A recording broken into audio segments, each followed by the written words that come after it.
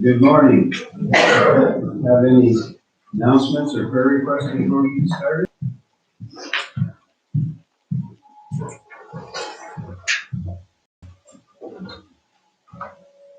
Glad to have Silas back.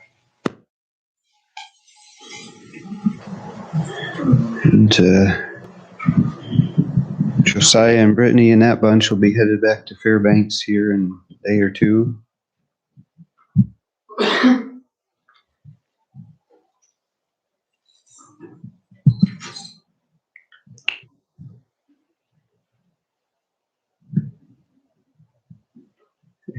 Silas, would you like to lead us in prayer before we start? Let's pray. Dear Heavenly Father, we come before you this morning. We're so grateful for this day that you've given us, for this time we have to gather together, to encourage one another, to study your word, to worship you, to be with us through this time of Bible class, that we would seek to understand your word better, understand your will in our lives, hopes to apply it to our lives today, and to leave here with a better understanding of who you are, more focused on your will for us. Be with all of those that are on our hearts and our minds, those that are struggling with different battles. Use us to reach out to them. Thank you most of all for Jesus. It's in his name we pray. Thank you. Okay, we are in 1 Kings chapter 3 this morning.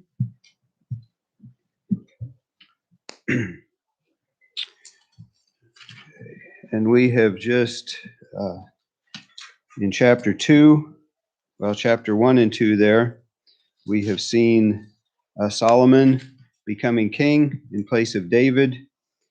And we've seen David's last words there to Solomon, his instructions to him, and then David's death. So we're still here in chapter 3, is still right at the very beginning of Solomon's becoming king. And as we look at these things here, the events in chapter 2 and in chapter 3, reading them, I have the idea that they're not necessarily exactly chronological. Some of these things, like the situation with Shimei, who David had instructed Solomon to not let him die in peace, so that he was to die. Well, the plan that Solomon worked out to carry that out. Now, David had sworn to Shimei that he would not take his life for having cursed him. But then he instructs Solomon to see that he dies. And Solomon's way of dealing with that was to confine him there to Jerusalem and say, if you leave Jerusalem, you'll die.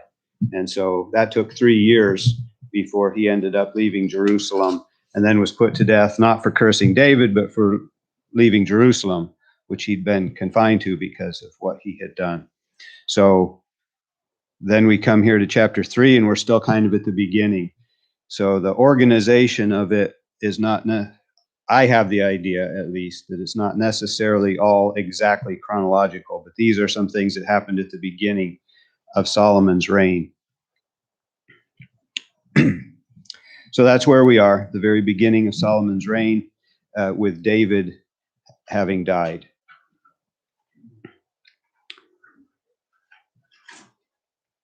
Okay, so we'll read the first few verses here of chapter 3. And Solomon made affinity with Pharaoh, king of Egypt, and took Pharaoh's daughter and brought her into the city of David, until he had made an end of building his own house, and the house of the Lord, and the wall of Jerusalem round about. Only the people sacrificed in high places, because there was no house built unto the name of the Lord until those days. And Solomon loved the Lord, walking in the statutes of David his father. Only he sacrificed and burnt incense in high places. And the king went to Gibeon to sacrifice there, for that was the great high place. 1,000 burnt offerings did Solomon offer upon that altar.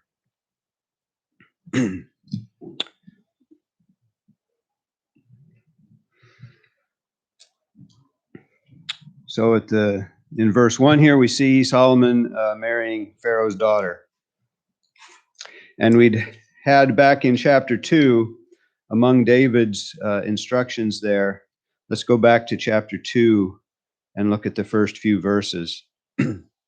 Now the days of David drew nigh that he should die, and he charged Solomon his son, saying, I go the way of all the earth. Be thou strong, therefore, and show thyself a man.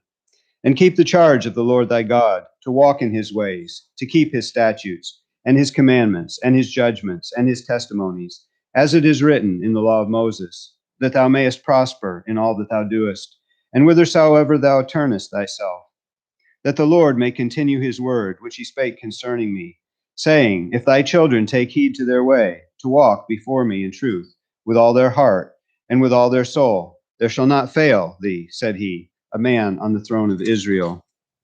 So David's charge there to Solomon, to keep the charge of the Lord thy God, and to walk in his ways, to keep his statutes.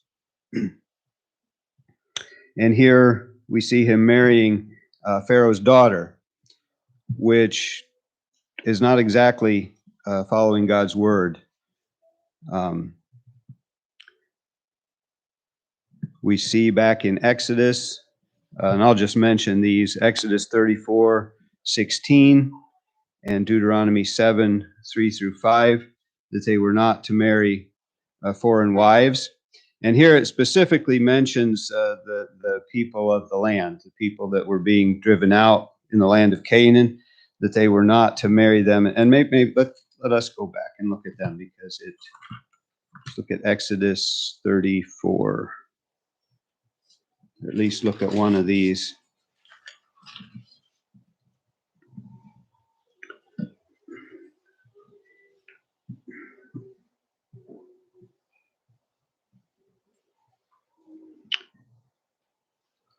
Start in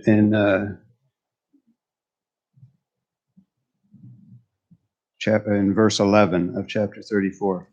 Observe thou that which I command thee this day. Behold, I drive out before thee the Amorite, and the Canaanite, and the Hittite, and the Perizzite, and the Hivite, and the Jebusite. Take heed to thyself, lest thou make a covenant with the inhabitants of the land, whither thou goest, lest it be for a snare in the midst of thee. But ye shall destroy their altars, break their images, and cut down their groves. For thou shalt worship no other God, for the Lord, whose name is jealous, is a jealous God. Lest thou make a covenant with the inhabitants of the land, and they go a whoring after their gods, and do sacrifice unto their gods. And one call thee, and thou eat of his sacrifice. And thou take of the daughters unto thy sons, and their daughters go a whoring after their gods, and make thy sons go a whoring after their gods. So that idea of being led away through that marrying the people, making marriages with the people of the land there specifically. So the Egyptians are not specifically mentioned. They left, a long time ago, had left Egypt, driven out these people. So the people of the land are who are specifically mentioned. But that same principle is there, that marrying those outside of Israel, those who are worshiping other gods, can create these problems. And we see that Solomon did indeed have that problem, but of course he married many more than just Pharaoh's daughter. He did marry of a lot of different places and went after those gods. It doesn't indicate necessarily that he went after Egyptian gods. You can look at chapter 11 here of 1 Kings.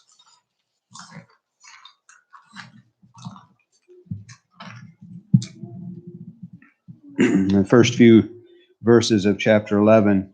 But King Solomon loved many strange women, together with the daughter of Pharaoh, women of the Moabites, the Ammonites, Edomites, Zidonians, and Hittites, of the nations concerning which the Lord said unto the children of Israel, Ye shall not go into them, neither shall they come in unto you. For surely they will turn away your heart after their gods. Solomon clave unto these in love. And he had 700 wives, princesses, and 300 concubines, and his wives turned away his heart. For it came to pass, when Solomon was old, that his wives turned away his heart after other gods, and his heart was not perfect with the Lord his God, as was the heart of David his father. And it goes on after these, the other gods that he worshiped. So again, in marrying, the Egyptians are not specifically mentioned. It seems to me that that's that same principle, and he's going in the wrong direction here in marrying her. And then later on, he takes wives of the nations that it's specifically said not to take wives from there, and with the exact results as the reason that they're not to. And I'd just like to quickly go over to 1 Corinthians, because we certainly have that same principle in our own lives. 1 Corinthians 6:14, be not unequally yoked together with unbelievers, for what fellowship hath righteousness with unrighteousness, and what communion hath light with darkness? So unless the daughter of Pharaoh had turned to God, which that is possible, but we have no indication there either way. And certainly the other women that Solomon married turned his heart away.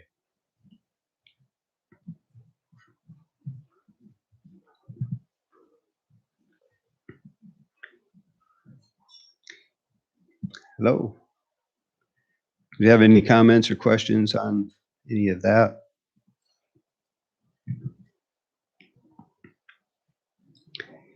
Okay, so he takes Pharaoh's daughter and he brings her into the city of David and keeps her there. She lives there until the end of his building projects here, building his house, the house of the Lord, and the wall of Jerusalem round about.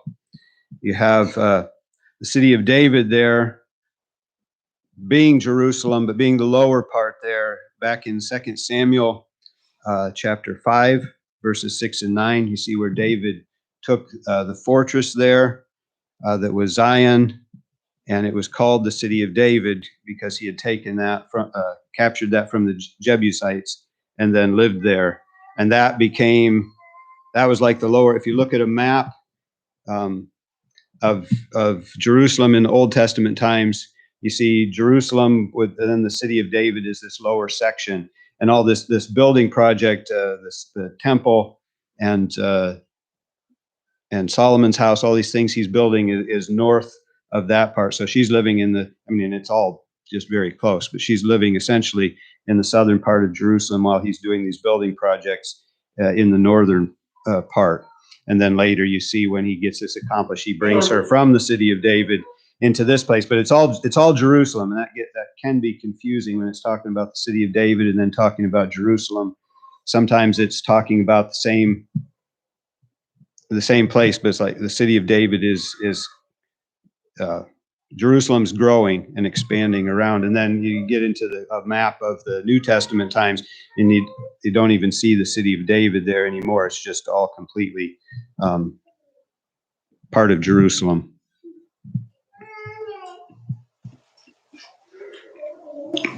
But where you look at this, where the city of David is part of Jerusalem, and then later when you see he brings Pharaoh's daughter from the city of David into Jerusalem, that can be confusing. But it's just one part and another. But it was 20 years after he started the building projects, and when he brought her into Jerusalem, that was 20 years after he began building. And you can see that in chapter 9.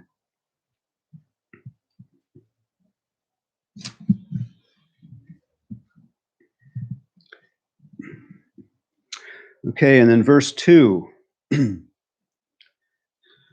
Only the people sacrificed in high places, because there was no house built unto the name of the Lord until those days. Now this appears to me as kind of an excuse that the people must have had, that there's no house built unto the name of the Lord until that day. They had the tabernacle, and that was where the sacrifices were supposed to be done. And we see just in the last chapter, in chapter 2, where Joab, when Joab was to be killed, he went to the tabernacle and took hold of the horns of the altar, and that's where he died. And so they have the tabernacle and they have the altar there for that sacrificing, but they are sacrificing in high places.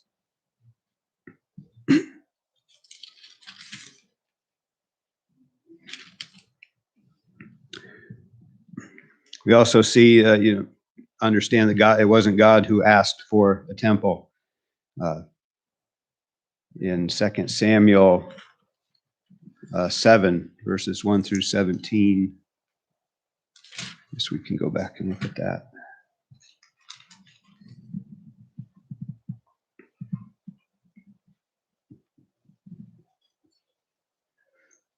And it came to pass when the king sat in his house, and the Lord had given him rest round about from all his enemies, that the king said unto Nathan the prophet, See now, I dwell in an house of cedar, but the ark of God dwelleth within curtains. And Nathan said to the king, Go, do all that is in thine heart, for the Lord is with thee. And it came to pass that night that the word of the Lord came unto Nathan, saying, Go and tell my servant David, Thus saith the Lord, Shalt thou build me an house for me to dwell in? Whereas I have not dwelt in any house since the time that I brought up the children of Israel out of Egypt, even to this day, but have walked in a tent and in a tabernacle. In all the places wherein I have walked with all the children of Israel, spake I a word with any of the tribes of Israel, whom I commanded to feed my people Israel, saying, Why build ye not me an house of cedar? Now therefore, so shalt thou say unto my servant David, Thus saith the Lord of hosts, I took thee from the sheepcote, from following the sheep, to be a ruler over my people, over Israel. And I was with thee whithersoever thou wentest, and have cut off all thine enemies out of thy sight, and have made thee a great name, like unto the name of the great men that are in the earth. Moreover, I will appoint a place for my people Israel, and will plant them, and they may dwell in a place of their own, and move no more, neither shall the children of wickedness afflict them any more, as before time. And as since that the time that I commanded judges to be over my people Israel, and have caused thee rest from all thine enemies. Also the Lord telleth thee that he will make thee an house. And when thy days be fulfilled, and thou shalt sleep with thy fathers, I will set up thy seed after thee, which shall proceed out of thy bowels, and I will establish his kingdom. He shall build an house for my name, and I will establish the throne of his kingdom forever. I will be his father, and he shall be my son. If he commit iniquity, I will chasten him with the rod of men, and with the stripes of the children of men. But my mercy shall not depart away from him, as I took it from Saul, whom I put away before thee.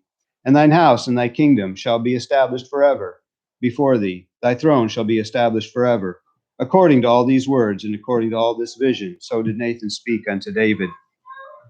So you see there that the temple was not, God did not ask for it, but he did authorize it, and it was part of his plan then for Solomon to build this temple.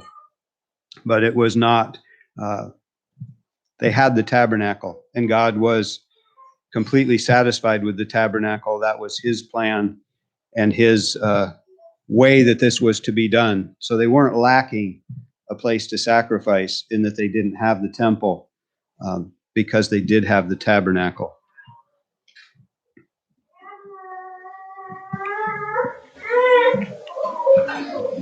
And of course, once the temple was built, that did not keep people from sacrificing in the high places. And that's mentioned quite a few times. Look over at 2 Kings chapter 12.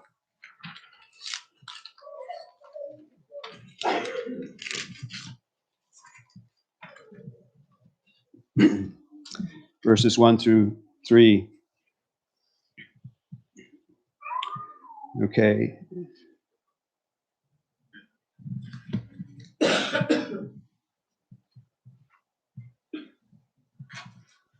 That's not the right one. Well, I'll skip that one and go to, because there's lots of them, we'll go over to 15, chapter 15, 14.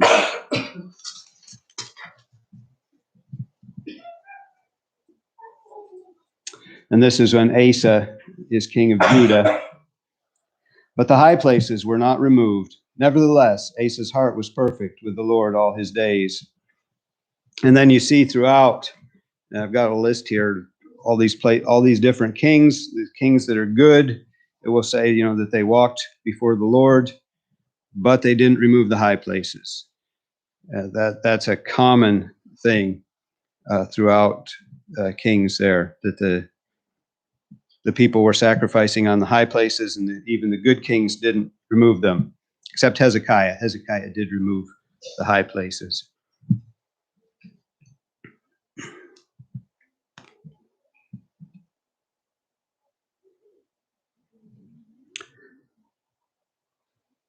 And that's a persistent problem with God's people, that desire to worship God and even to think about God in the way the people around them influence God's worship. So there's that tension between what God says, this is who I am, this is how you're supposed to do this, but they look and they see other people doing it other ways, that pull of the culture. And that was, of course, that's why they were supposed to drive the people out, was to completely remove that influence. But that hadn't been done. That influence is still there. So the high place, that's the cultural thing. You go and you worship God in the high places, and they just can't give that up throughout this whole time. But that's a small thing compared to to the other things, like actually worshiping the gods, actually worshiping the idols. Here they're worshiping God, but they're doing it not quite doing it the way that he wanted. If you look over there in Exodus 32, verses 1 through 5, where Aaron made the golden calf, you have that problem. You have that problem right there. He says, "These be thy gods, which brought thee out of Egypt." Of course, that's King James says, "These be thy gods." Most translations, I think, say, "This is thy God," because you have there the words Elohim, which is plural for God, and God himself, Jehovah, when the God is used as plural. So it's confusing here. The translators are thinking of the idol. So it's small g, God. So they're saying gods because it's plural. But I think it's pretty clear that Aaron's saying, this is God. This is Jehovah that brought you out of Egypt, this golden calf. So they're looking at and thinking about God as the culture that they came out of. And then he says in verse 5 there, tomorrow is a feast to the Lord. And so the original, that would be Yahweh or Jehovah. So he's worshiping, he's telling them, worship Jehovah. And this calf represents him. So again, that difficulty in pulling away from the culture, and how the culture says you should consider what God is and how a God should be worshipped.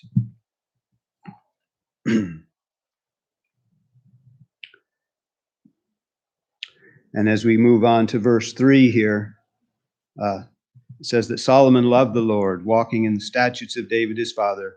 Only he sacrificed and burnt incense in high places. So Solomon himself does this, but it's overall, this verse is speaking of, it's good. Solomon loved the Lord. He's walking in the statutes of David his father. It's just there's this one thing, and God seems to accept that or wink at that, but it's there, and it's something that should have been done differently. And this makes me think of the letters to the 7 churches there in Revelation, and several of them where he speaks to the churches and saying, "You're doing this is right, this is good. Nevertheless, I have somewhat against thee.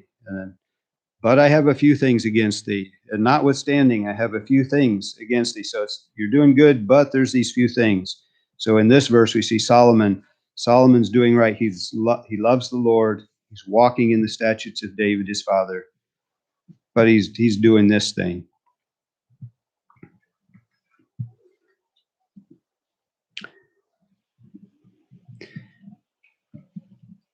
And we see here that he does love the Lord. He is walking in the statutes of David. At least for this time, Solomon's basically on the right path. course, we see that he gets led astray later. In this chapter here, we see some of the best of Solomon. In this verse, we see his love for the Lord, and that he's walking the way that David, his father, had charged him. He's doing right, and he loves the Lord. Then we see, as we move on, we see his prayer for wisdom, which was exactly the right thing. God was very pleased with this. And then we see an example of that wisdom in action as he's ruling. You see an example of his wisdom. So you see in this chapter, you see some of the best of Solomon, some of the where his heart is right and he's doing things right. You can also see the beginnings in this chapter. You can also see the beginnings of where things went wrong for Solomon. You see the first of his foreign wives, and then you see this little bit of compromise here in worshiping God, which eventually those things, two things together, foreign wives then lead him to completely worship some other gods as well. So you see this, the seeds or the roots of where he went wrong. He starts out here, worshiping Jehovah somewhat in the manner of pagan worship. It's a step in that direction. Does anybody have any comments or questions?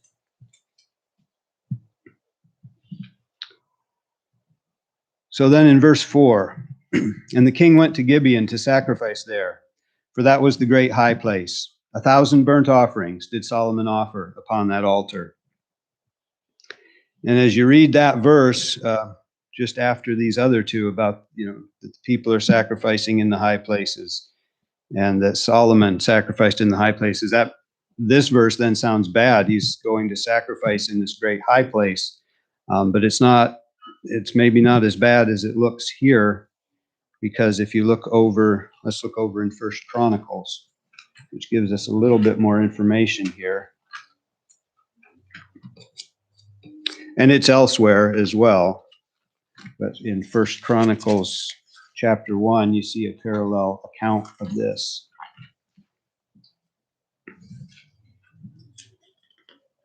It must be Second Chronicles.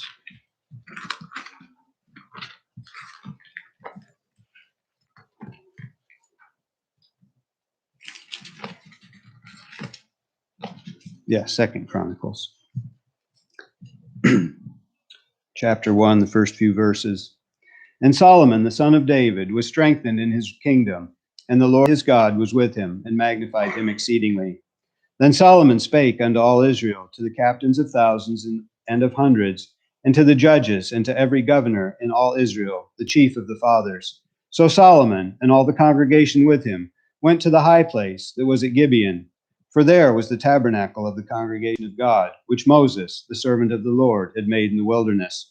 But the ark of God had David brought up from Kirjath-jearim to the place which David had prepared for it, for he had pitched a tent for it at Jerusalem. Moreover, the brazen altar that Bezaleel, the son of Uri, the son of Hur, had made, he put before the tabernacle of the Lord, and Solomon and the congregation sought unto it. And Solomon went up thither to the brazen altar before the Lord, which was at the tabernacle of the congregation, and offered 1,000 burnt offerings upon it. So there you see that though it was at the high place there at Gibeon, that was where the tabernacle was set up, with the altar there. So this offering did take place at the tabernacle. But as you also saw, the ark was not there. The ark was back in the city of David, or at Jerusalem, as it said, where David had put it. So David had made a tent there for the ark at Jerusalem, but the tabernacle was at Gibeon, at that high place. So he's offering 1,000 offerings there at the altar, at the tabernacle in Gibeon.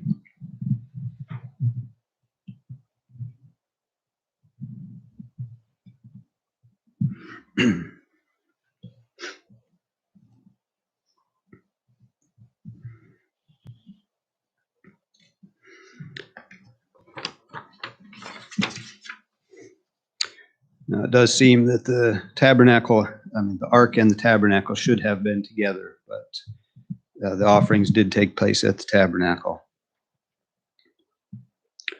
So in these next few verses, well, I'll just read these. We have Solomon's dream and his request for wisdom. So starting in verse 5. In Gibeon, the Lord appeared to Solomon in a dream by night, and God said, Ask what I shall give thee. And Solomon said, Thou hast showed unto thy servant David, my father, great mercy, according as he walked before thee in truth and in righteousness, and in uprightness of heart with thee. And thou hast kept for him this great kindness, that thou hast given him a son to sit on his throne, as it is this day. And now, O Lord my God, thou hast made thy servant king instead of David my father. And I am but a little child. I know not how to go out or come in. And thy servant is in the midst of thy people, which thou hast chosen, a great people that cannot be numbered nor counted for multitude. Give therefore thy servant an understanding heart to judge thy people, that I may discern between good and bad. For who is able to judge this thy so great a people? And the speech pleased the Lord, that Solomon had asked this thing. And God said unto him, Because thou hast asked this thing, and hast not asked for thyself long life, neither hast asked riches for thyself, nor hast asked the life of thine enemies, but hast asked for thyself understanding to discern judgment. Behold, I have done according to thy words. Lo, I have given thee a wise and understanding heart, so that there was none like thee before thee, neither after thee shall there arise any like unto thee. And I have also given thee that which thou hast not asked, both riches and honor, so that there shall not be any among the kings like unto thee all thy days.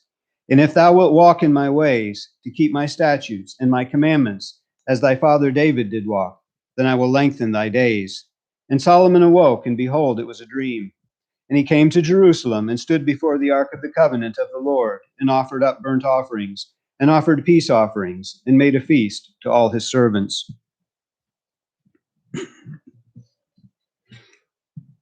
So in verse 5, God appears to him in a dream there at Gibeon and asks what Solomon would have him give to him. And then you see Solomon's answer. And in his answer, in verse 6 there, he recognizes God's mercy and kindness to David and David's walk before God. So he recognizes those things, that God has been merciful and kind to David, and that David walked before God. And then in verses 7 and 8, you see he recognizes his own inadequacy for his task. He sees that he does not feel that he's able to carry out what he's supposed to. So his request then is an understanding heart, so that he will be able to carry out the task that God has given him.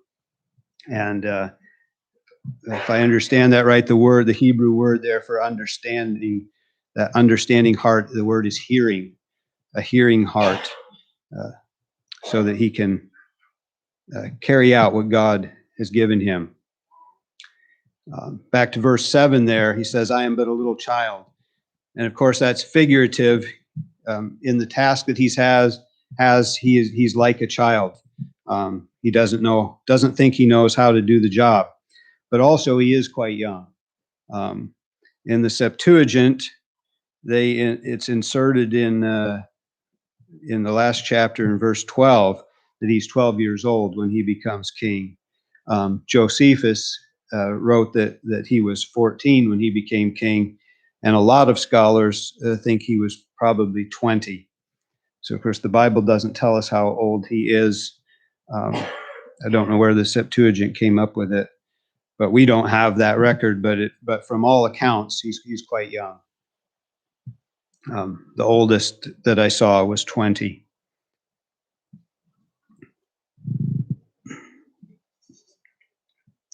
And in verse 10, we see that his answer pleased the Lord. And then we see God's response rather. And just to, I guess this is as good a place as any, but James chapter 1.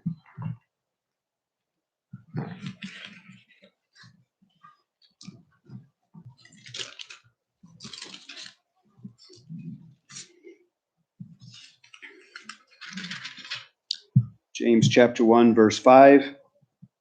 If any of you lack wisdom, let him ask of God, that giveth to all men liberally, and upbraideth not, and it shall be given him. And it goes on, but let him ask in faith, nothing wavering.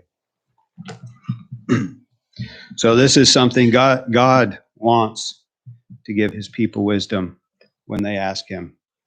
And that is just, of course, just what God does. And we see in this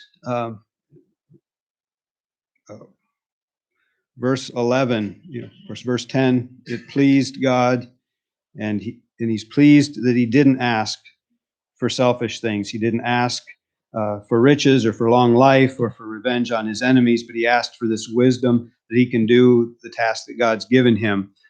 This is the righteous desire of a leader or a ruler, not to enrich himself, but to understand, to discern judgment. And so that applies certainly to ourselves in every place where we have a position of some kind of leadership or just influence, to seek that wisdom so that we can help others, so that we are able to serve others, and certainly then leaders in the church, and certainly leaders in the government. And as you compare this idea, to seek wisdom, to be able to understand and to discern judgment rather than to enrich themselves. You see so many, even in our country, where the government is set up in such a good way, where the people are supposed to be the government. You see so much where people are seeking to enrich themselves and being successful at that. And we could just name person after person who served in government their whole lives and are very wealthy just from doing that.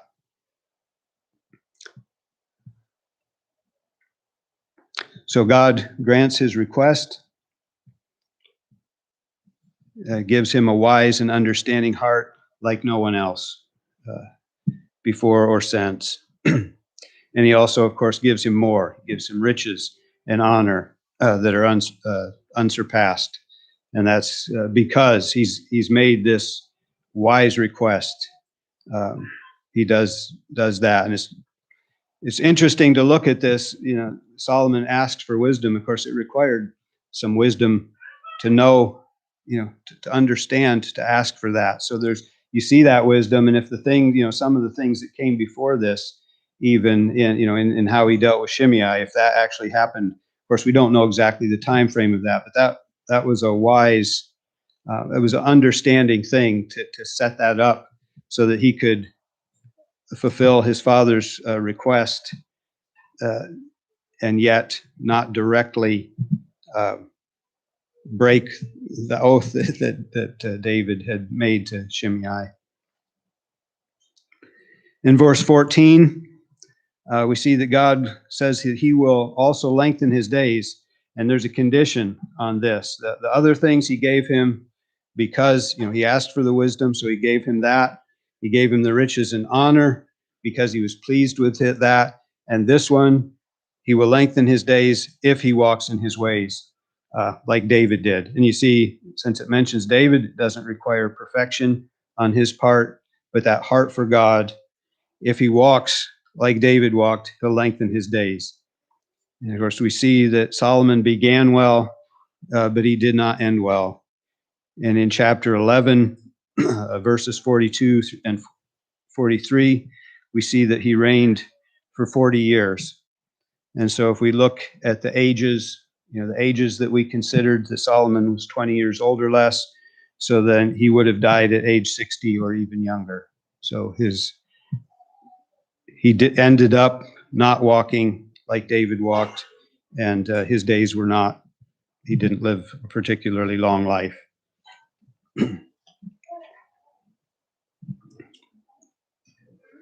And then we see after his dream, he makes more offerings, and this time it's at the ark that's in Jerusalem. So we see that separation of the ark and the tabernacle there. He offered his offerings at Gibeon at the tabernacle, and then returns to Jerusalem and offers more offerings before the Ark of the Covenant.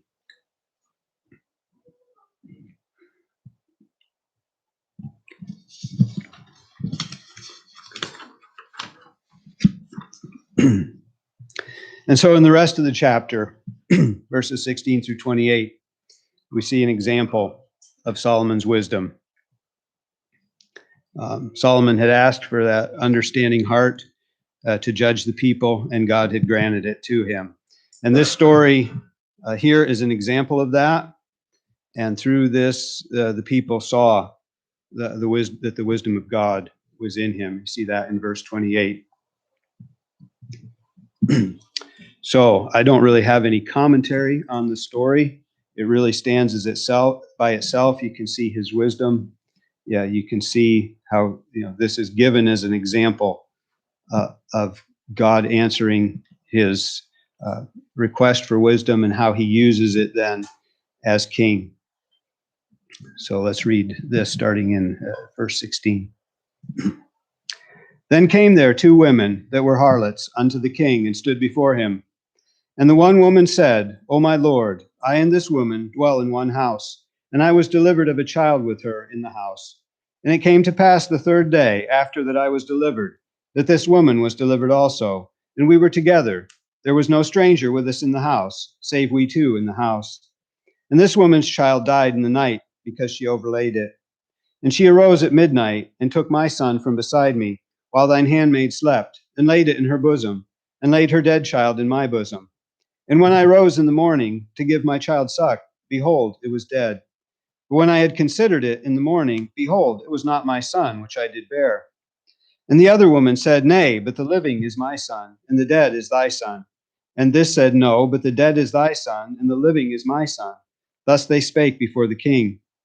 Then said the king, The one saith, This is my son that liveth, and thy son is the dead.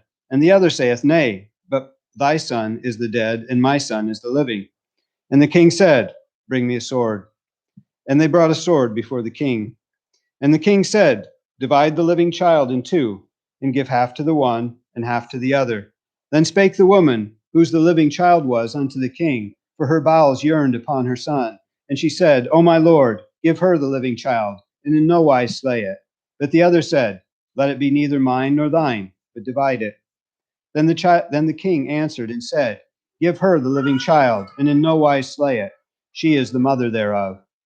And all Israel heard of the judgment which the king had judged, and they feared the king, for they saw that the wisdom of God was in him to do judgment. Does anyone have any comments or questions or anything to add? Okay, let's prepare for worship.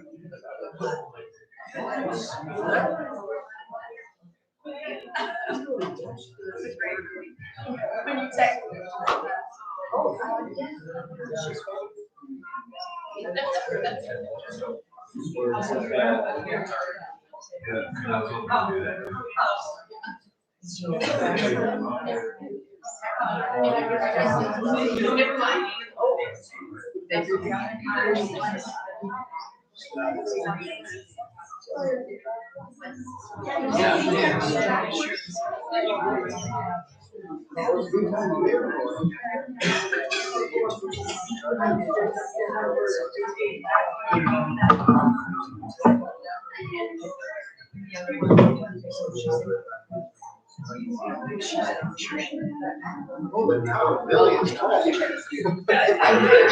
has some